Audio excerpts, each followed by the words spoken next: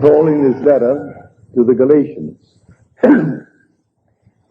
said, I see that you observe days and months and seasons and years.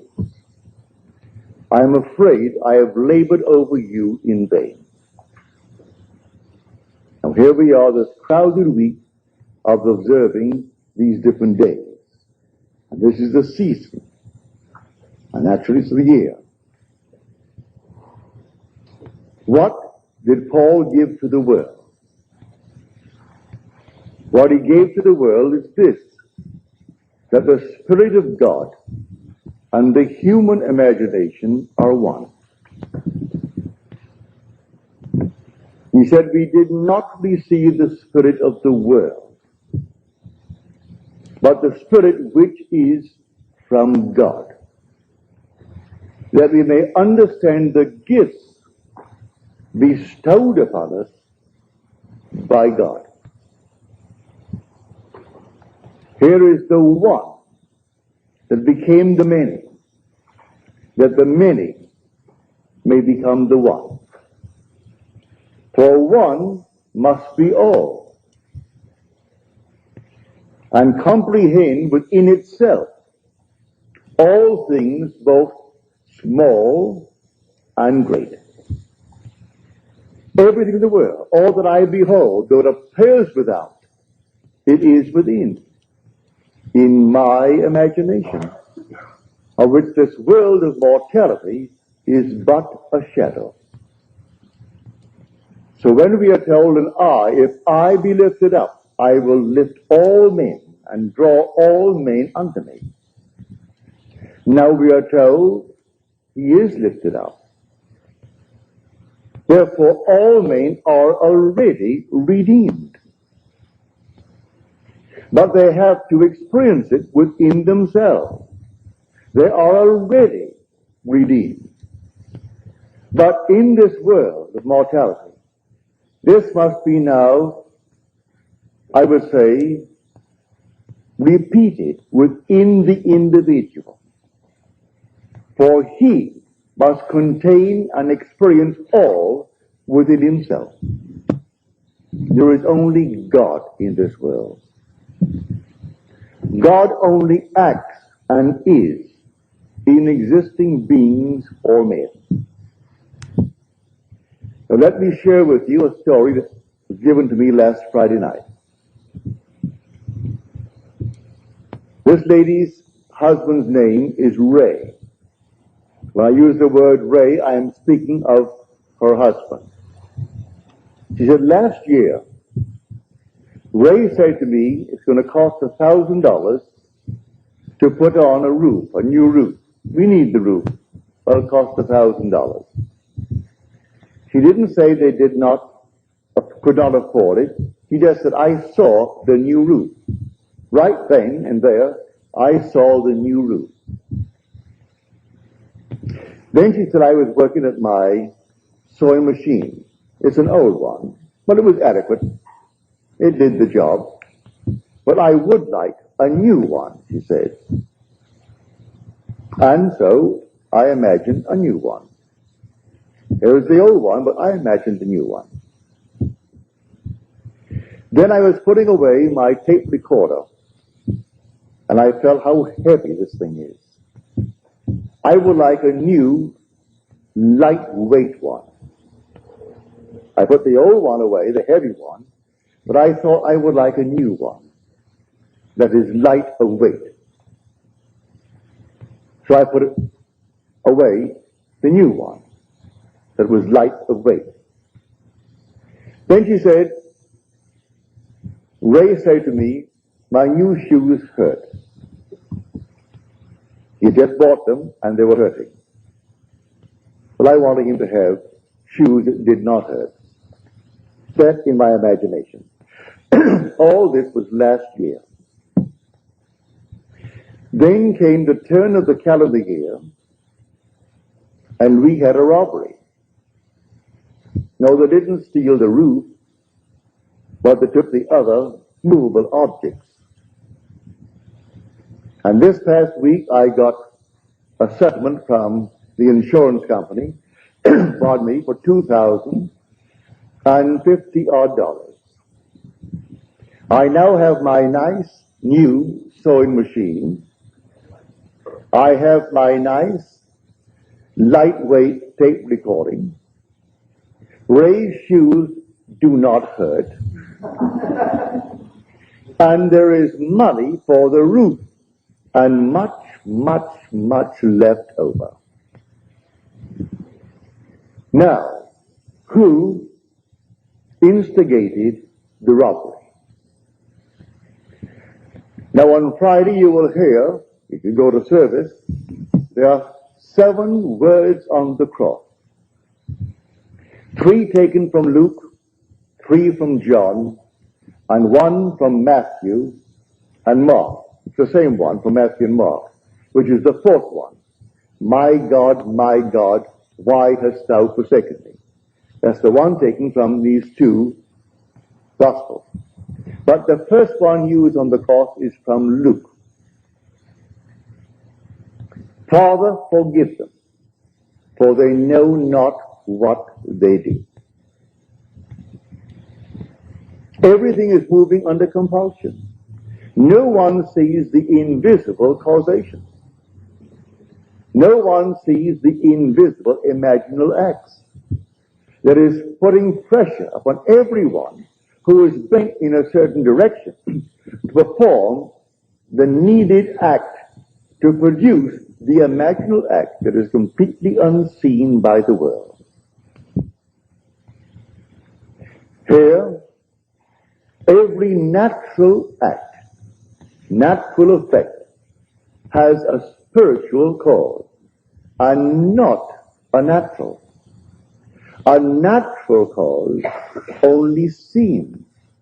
It is a delusion of the fading vegetable memory. Now, in her letter to me, she said, these things I remember. They were all last year, but I remember them. In her case, she is blessed that she could remember when Ray said to her, it's going to cost $1,000 to put on the new roof, and I saw the new roof. Even though at the moment, maybe we thought we could not now afford the new roof.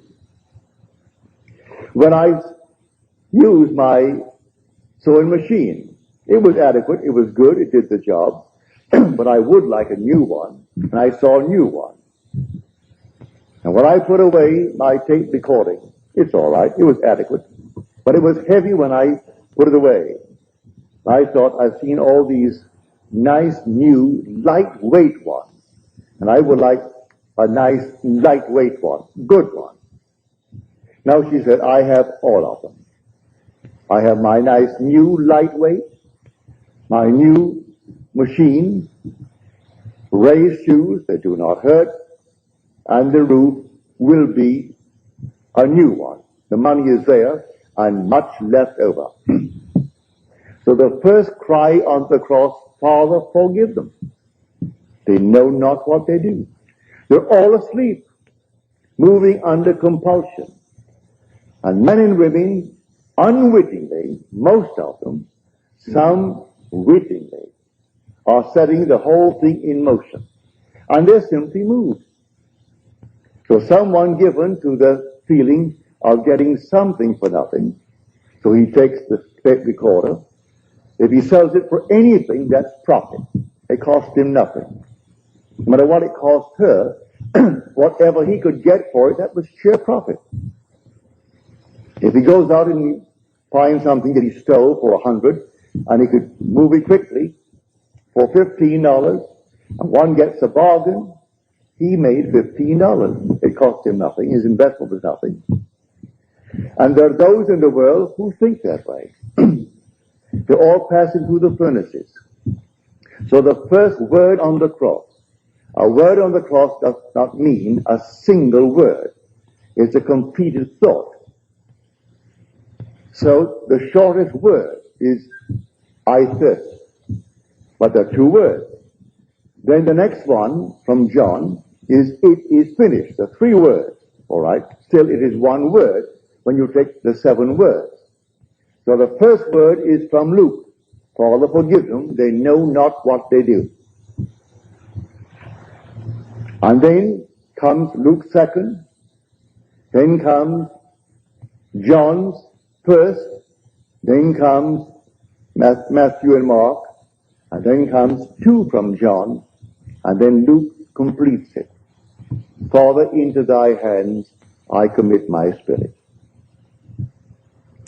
But when he said, and this little punctuation mark has been pushed around in the second word on the cross, which is from Luke, and the thief turns to him and asks him to have mercy on him. And he said, behold, I say unto you, today thou shalt be with me in paradise. Well, you could alter the punctuation mark and put the comma after today. But no, leave it just as it is. Behold, I say unto you, today thou shalt be with me in paradise. This is now resurrection. And when I am lifted up, I will draw all men unto me. For all things are in my own wonderful human imagination. And I am all imagination. So when I am lifted up, I draw all. At the very moment, I draw them all with me. But they individually must have the experience that I have had. But they are already redeemed because I took them up with me. Because all things exist in the human imagination. And anyone who is resurrected, well, he can't be resurrected and leave behind him any part of himself. So the whole vast world is raised up with him. I am telling you from experience, the heavenly chorus sings when this thing took place. They sing the fall, actual fall into division, and the resurrection into unity. They sing it out. And then the regeneration through resurrection from the dead. They actually sing it out. And the words, it is finished, I heard it, but I didn't sing it. The heavenly chorus sang it. When I walked by and everyone was made perfect as I was perfect. And then at the very end, the chorus sang out, it is finished. That was the sixth word on the cross. And the last one is when this garment comes off. And that is the 31st Psalm, the 5th verse. Into thy hands I commit my spirit. Complete the verse. Thou hast redeemed me, O Lord, faithful God.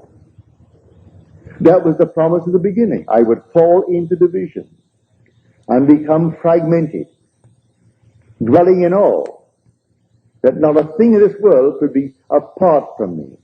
Because how could I be apart from something that I'm going to influence? Because all things by a law divine in one another's being mingled. If I'm not penetrating you now, I couldn't see you. You couldn't hear me if I did not penetrate you and you penetrate me. So all things by a law divine in one another's being mingled. So when I am lifted up, I take with me my entire universe, my whole vast world, knowing that every one that is now shadowed in that world will have a repetition of the same experiences. For one fell into division, and then resurrected into unity, bringing all back together into the one. So in her case, I can't tell you how thankful I am that she shared it with me. That she could now actually feel that the robbery, which seemed at the moment of a shock, she lost the tape recorder, she lost this, all the movable objects. And then came the settlement from the insurance company for $2,050 odd, which replaced these with the new ones, all the light ones, and enough to put on the roof. and then still left over. So, Father, forgive them. Yes, the thieves of thieves. It's yourself pushed out anyway. Here someone is tonight accused for stealing maybe what? A little cup or a saucer. And yet the bank where I bank, United California Bank, they're still looking for the internal thieves who stole $50 million last year from their subsidiary in Basel, in Switzerland. $50 million. And they know it all is on the inside. It can only be on the inside by trusted employees. They think they can bring it down to six trusted employees. They can't quite put their fingers on it because in Switzerland there are all these strange hidden accounts. But they are missing $50 million. So someone goes into the bank and holds it up and gets $1,000 and we balloon the whole thing. The other thing is hush-hush. There is a bank in Illinois a few months ago, close to $7 million, and they still can't quite put their finger on how it happened on the inside. No one came in and robbed them. And we speak of the little shoplifting on the outside, and the poor little girl goes off to jail, or the little boy goes off to jail. I'm not condoning it. If you could stop the investment from the inside, your dividends would jump from its present little 3% or 4% to 20%. If you could only stop it from the inside. All things happen, really, in the true sense of the word, from the inside. So that every so-called act in the outer world that seems so, well, a cause in itself. May I tell you, every natural effect has a spiritual, imaginal cause, and not a natural. A natural cause only seems, it's a delusion of what? The fading memory. Man can't quite remember. Pardon me. Luckily, she remembered when Ray said we could use and need a new roof. But it will cost $1,000, and so that's put into the future. She remembered when he complained the new shoes were hurting. In her mind's eye, she revised it instantly, at that moment. The roof and the shoes. When she worked on her machine, she revised it. It was adequate, but she said, I have a new machine, sewing machine. And putting the heavy tape recorder away, she wanted a new one that was light of weight, and she revised it, and she got, in her mind's eye, a lightweight new tape recorder. Then she goes home one day to find the house had been robbed. She had carried insurance, so she brought in the insurance, and here they paid her the $2,000, which replaced all these things in a new way. So I tell you, this story is the greatest story ever told. There's no story like it. But Christianity needs forever and forever to be saved from secular history. It is not secular history. It's the history of your own wonderful human imagination. God and your own imagination are one. They're one. You are an immortal being. You cannot die. Because you're all imagination. And when you actually know it from experience, then you can wipe your tears. Nothing can pass away. You may not see them with a mortal eye, touch them with a mortal hand, but they are in a world just as real as this. Just as real. Continuing the journey until they reach that moment in time when they are resurrected. And then the scattered body begins to be collected, and they're gathered together into one. So one must be all, and comprehend within himself all things, both great and small. And you are that one that actually fell. And then, in falling, you became fragmented. You became divided into the unnumbered parts, and each seems to be independent of you as you look out on it.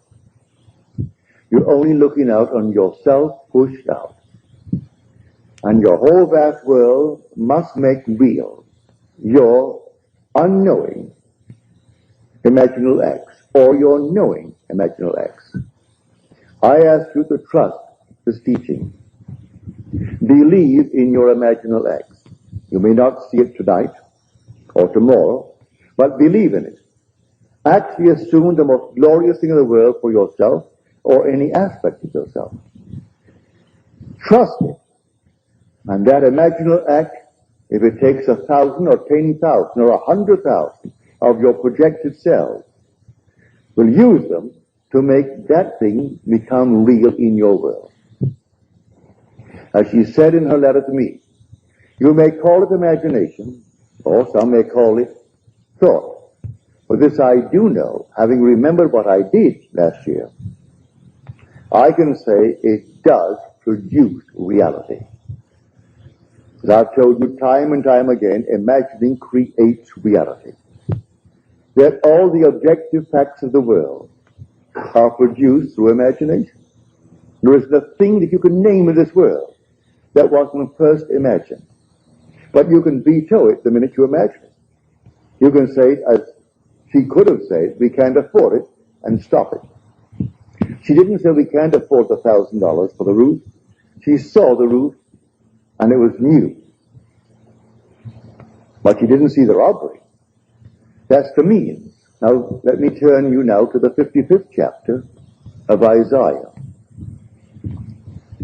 My ways are higher than your ways, and my thoughts than yours.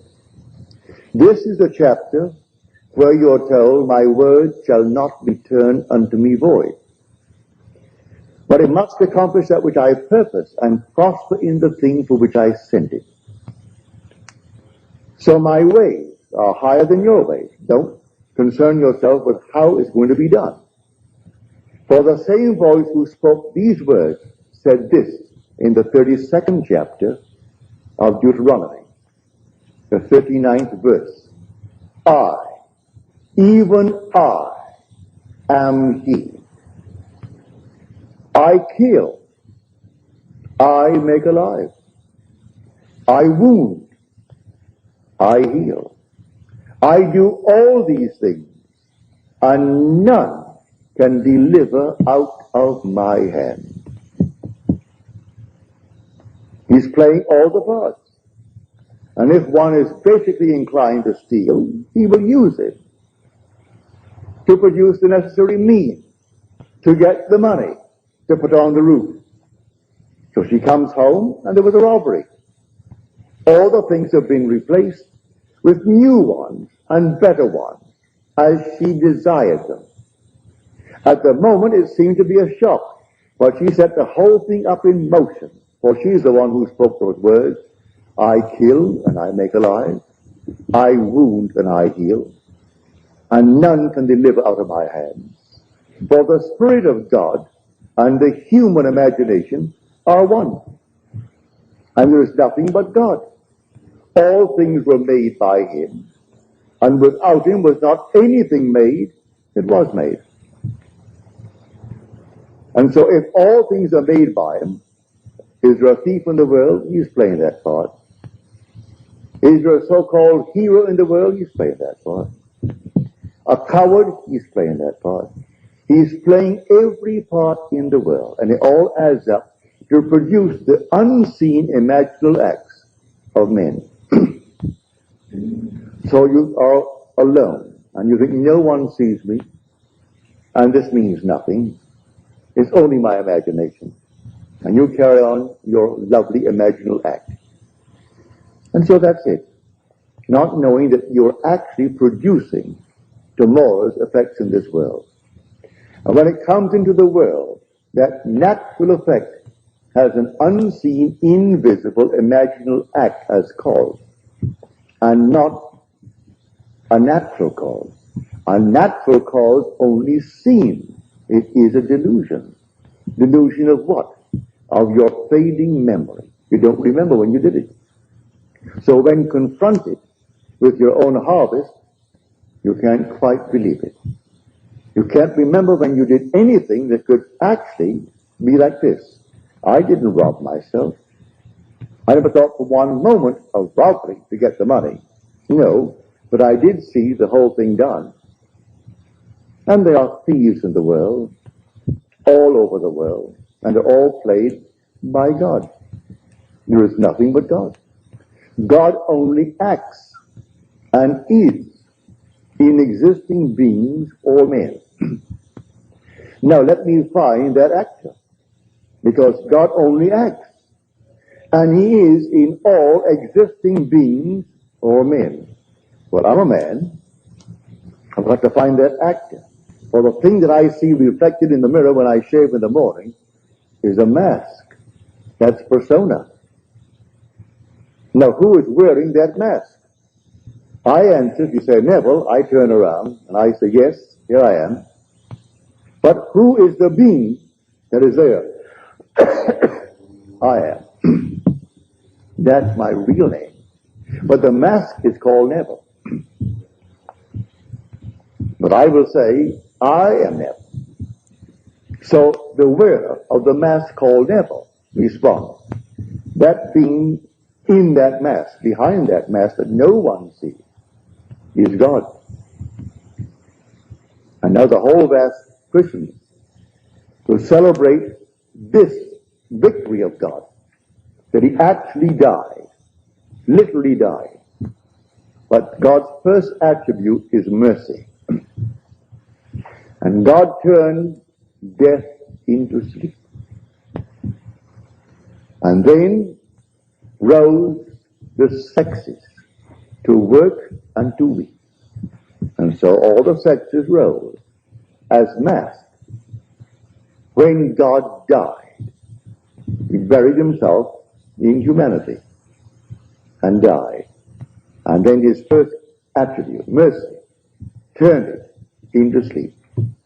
That's what Blake meant when he said eternity exists. And all things in eternity, independent of creation, which was an act of mercy. That was the merciful act, to turn death into sleep. And God is dreaming this dream. One day He will awake. And when He awakes, He resurrects. And then He gathers into His own being all His scattered beings. So all are gathered together. When I depart this time, may I tell you, I am taking everything in the universe with me. And when I am lifted up, I will raise all unto me. Read it in the 12th chapter of John. Not one can be left, because all things exist in the human imagination. But it's not raised up until he who is scattered is awakened to unity. And then he draws into his one being all that was scattered. So there's sin, his fall into division, and his resurrection to unity. His fall into the generation of decay and death, and his regeneration into the generation or the resurrection from the dead. So when he actually is raised from the dead, he gathers all into his own being. And they're all with him. No matter where he goes, he has his whole vast world raised up, hasn't left one behind him. But everyone shattered in the world, will have a reproduction of that trauma within themselves.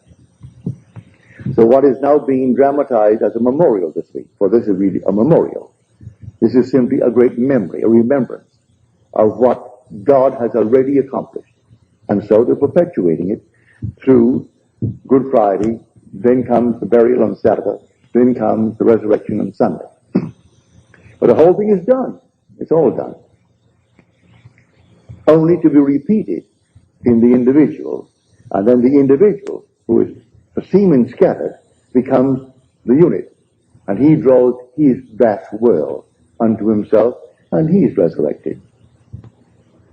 So the one becomes the many, and then the many become the one. So whenever one is raised, he takes his whole vast world with him, even though it seems to be left behind. And every aspect that it seemingly is behind becomes the unit, and then it raises up. So one must be all. That is the story of the Christian mystery. One must be all.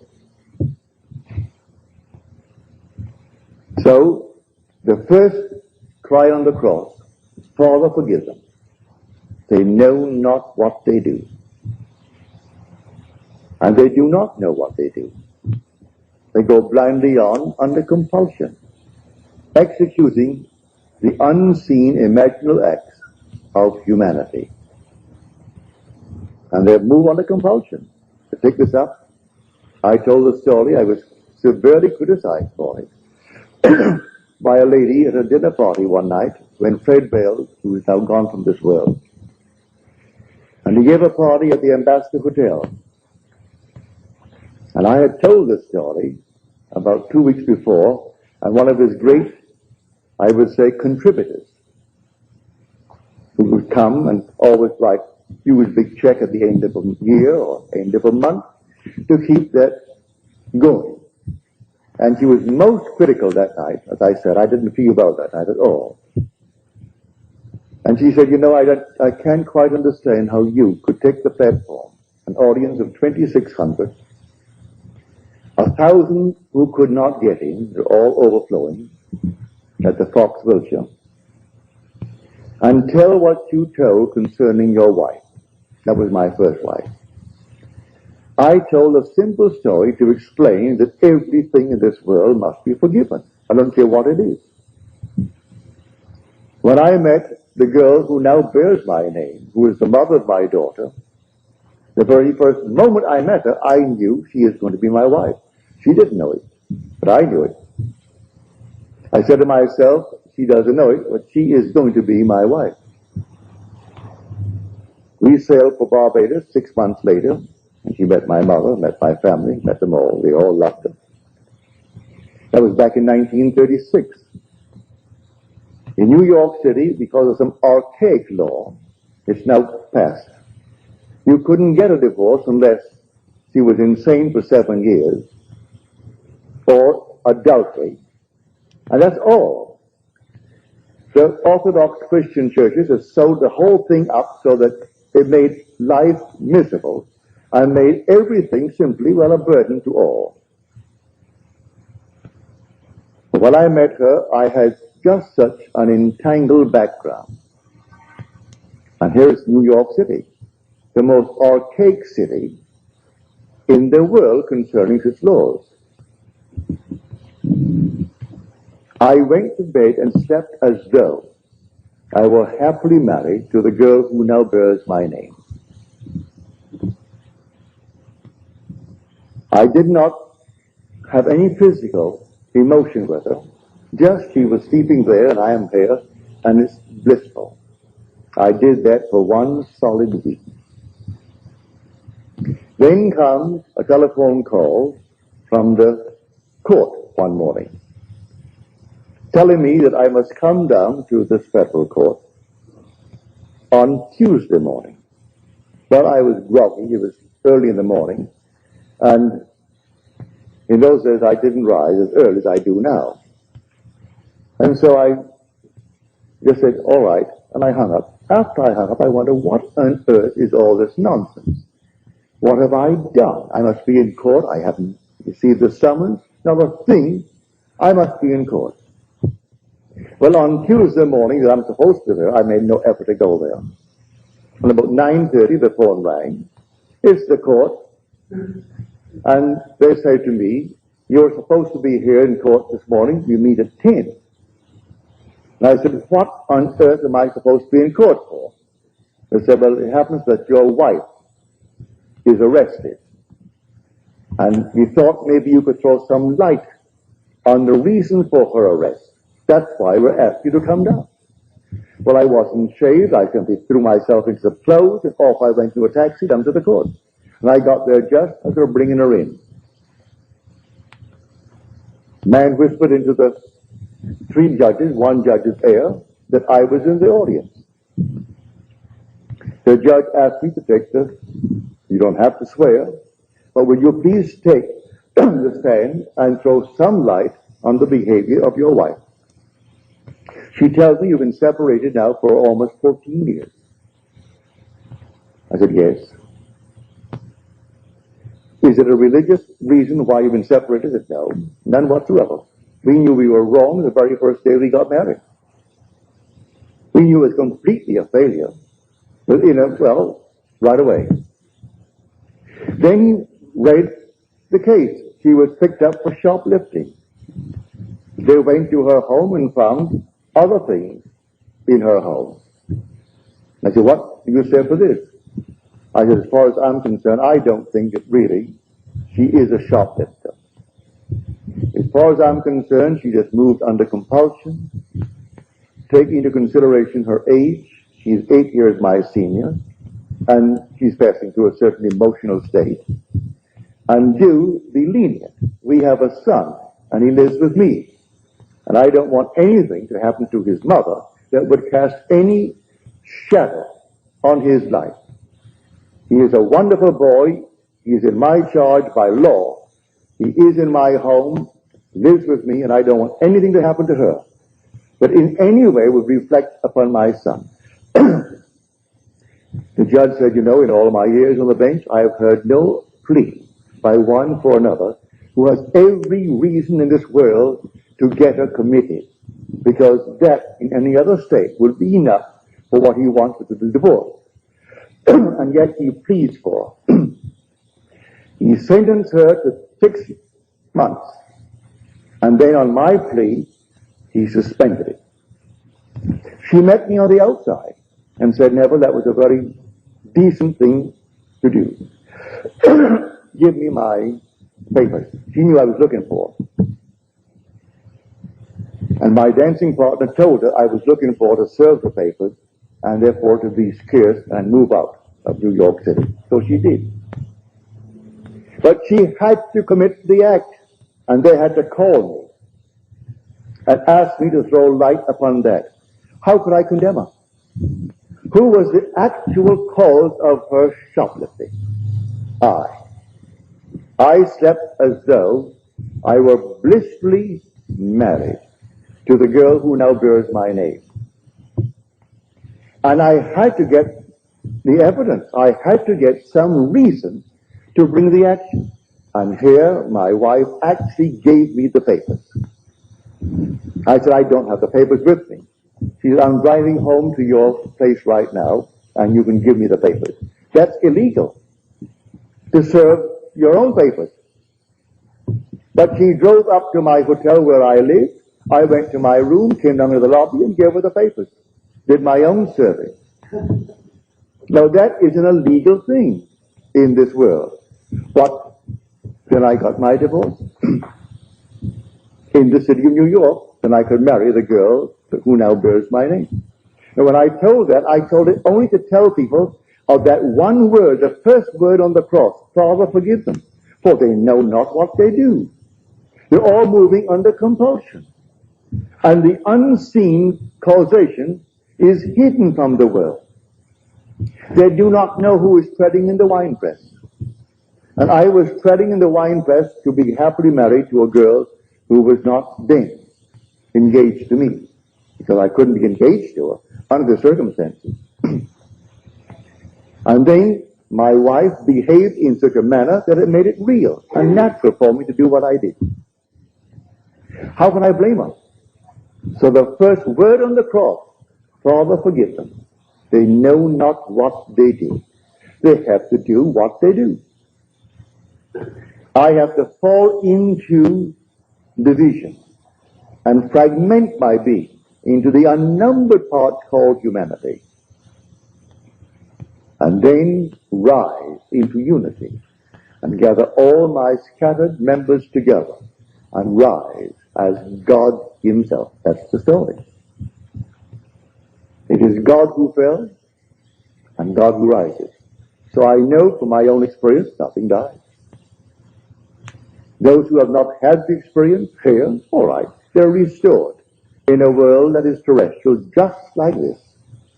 And they continue their journey until that moment in time when they're resurrected. And resurrection is resurrection into unity. And the outpictured world, the whole vast universe, is himself pushed out, is gathered together then. And they move up. And I, when I am lifted up from the earth, I will draw all men unto me. See it?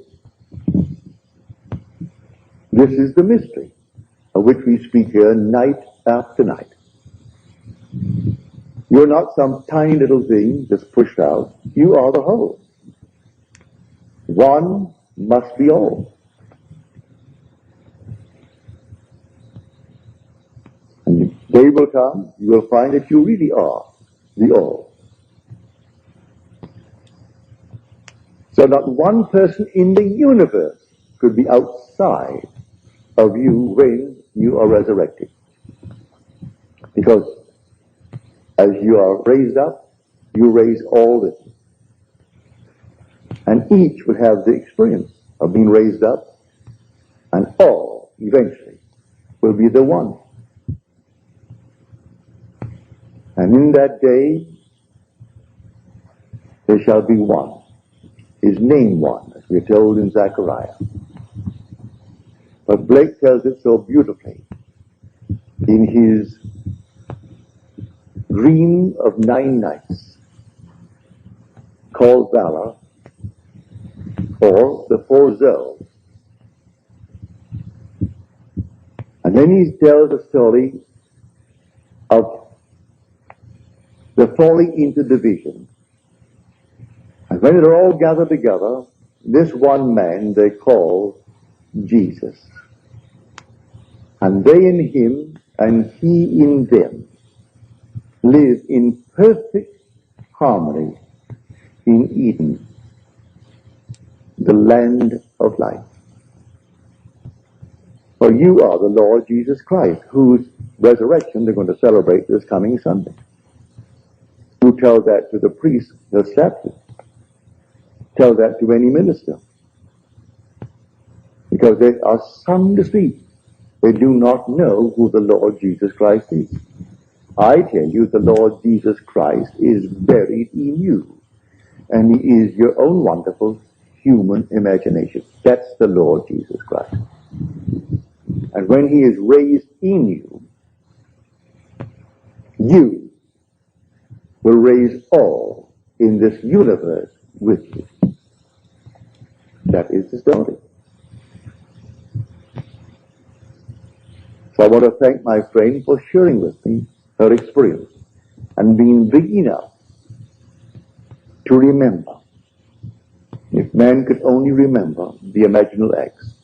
She remembered when the roof needed repairs or a new one, and the cost was excessively high for them at the moment. She remembered her husband complaining about the pain the new shoes caused, the weight of the tape recorder, and then working on the machine, the sewing machine, and it was adequate, it was good, but she would like a new one. And then came out of the nowhere a robbery, and took all these movable objects. And then came the insurance that sent the check for $2,000 odd, that replaced all the movable objects and enough for the roof and much, much over. So she can actually say, forgive them, Father, those who took it. Did they not do her a favor? And yet they are thieves in their own eyes, and thieves in the eyes of society, and they are. But you know who played the part? God. And you know who actually made them do what they did? The lady who wrote me the letter. Now she knows the words in that 32nd chapter of Deuteronomy. I, even I, am he, and there is no God beside me.